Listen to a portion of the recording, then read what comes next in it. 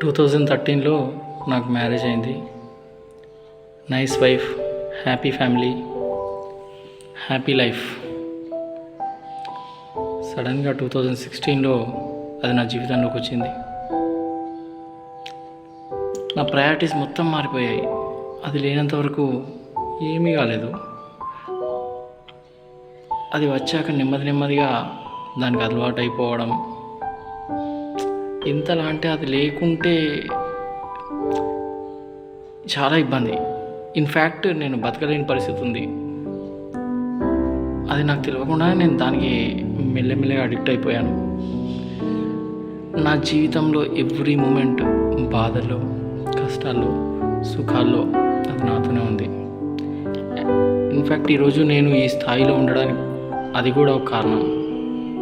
అందుకే ఏ క్షణం కూడా దాన్ని వదలలేను కూడా.